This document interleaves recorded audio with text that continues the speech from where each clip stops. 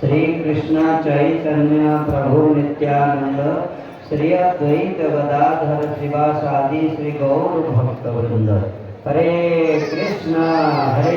कृष्ण कृष्ण हरे हरे, हरे राम राम राम हरे हरे। परम आराध्यतम निरुपाधिक करुणाबाधि गुरुपाद पद्म नित्य लीला प्रविष्टम विष्णुपाद अष्टोत्तर सतश्री श्रीमद् भक्तिवेदांत नारायण गोस्वामी महाराज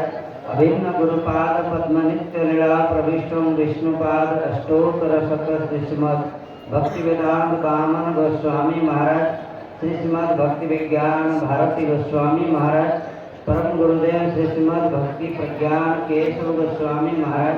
सपार्षद श्रील प्रभुपाद भक्ति सिद्धांत सरस्वती ठाकुर रूपानुग गौड़ीय गुरुवर्ग समस्त सबके चरण कमल में दंडवत प्रणाम अर्पण करते हुए हेतु की कृपा प्रार्थना करता हूँ। उपस्थित प्रपूज्य चरण श्री श्रीमद् भक्ति वेदांत परिव्राजक महाराज जी, पूज्यपाद भक्ति वेदांत वन महाराज जी, पूज्यपाद भक्ति वेदांत श्रीधर महाराज जी, पूज्यपाद भक्ति वेदांत सिद्धांति महाराज जी, पूज्यपाद भक्ति वेदांत पद्मनाभ महाराज जी, अन्य दंडीपादगण वैष्णव वृंद भक्त वृंद माताएं सबके चरण में प्रणाम स्वीकार। हम लोग जो गौड़ीय मठ में आए,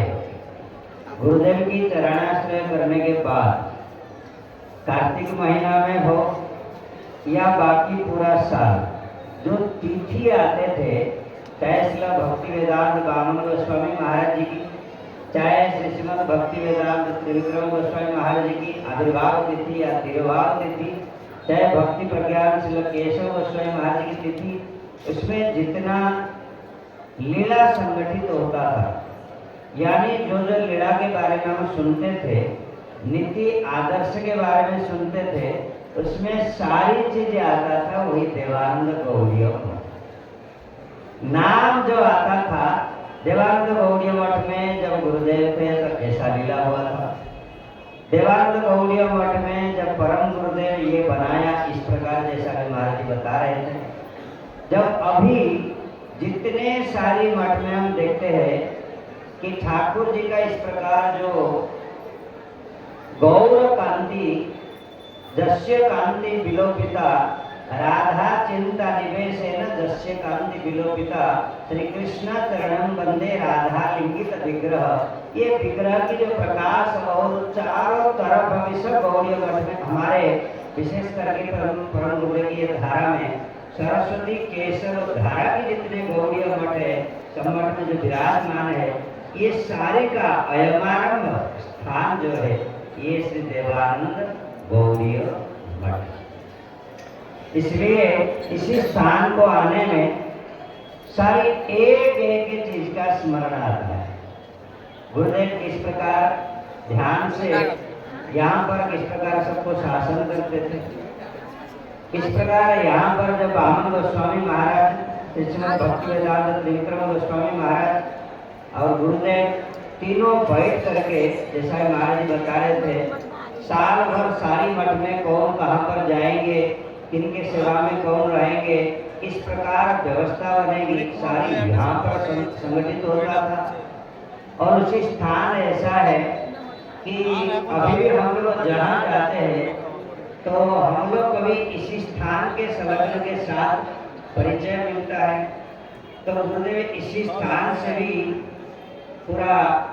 बाहर सारा वर्ल्ड में गए और प्रचार किए। इसलिए हम लोग जो आज बड़े सौभाग्यवान हैं और इसी धारा में संगठित हुए, ये सब कुछ इसी स्थान का विशेष कृपा से, जो सरस्वती केशव धारा की जो उद्गम स्थल करने से होगा, ये है श्री देवानंद गौड़ीय मठ। ये देवानंद गौड़ीय मठ में हमारे आराध्यतम श्री विग्रह श्री राधा विनोद बिहारी जी और हमारे परम गुरुदेव की समाधि श्री भक्ति प्रज्ञान केशव गोस्वामी महाराज जी की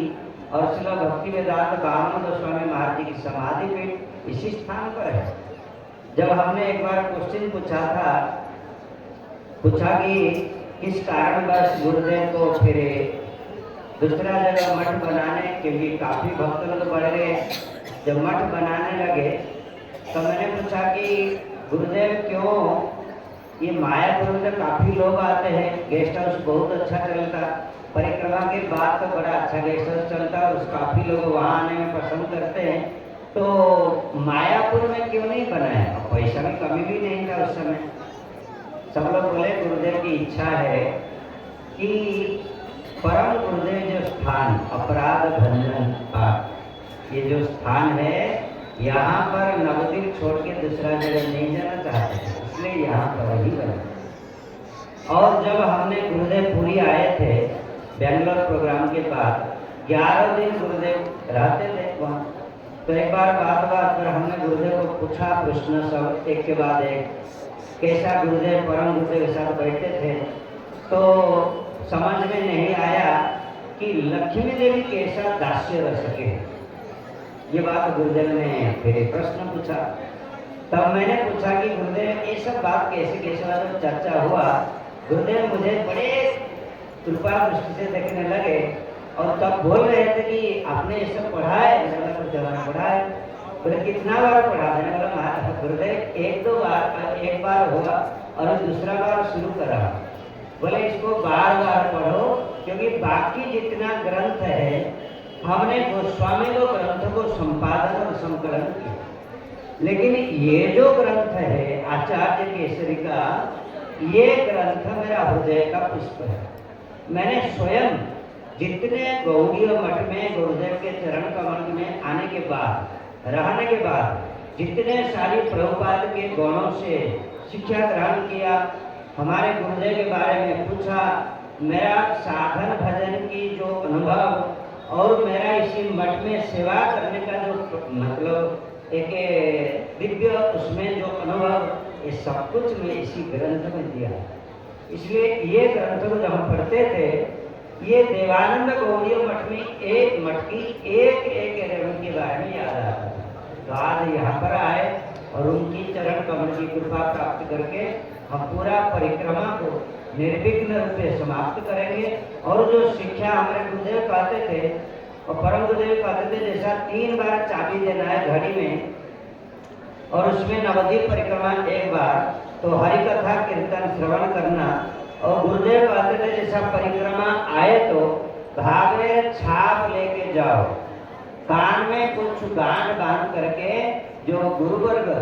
जो वैष्णव लोग हरि कथा कहेंगे, धाम के सारी वस्तु का रीति नीति आदर्श को गांठ बांध करके लो, जिसमें तुम्हारा परमार्थ जीवन पुष्पित और फलित होगा।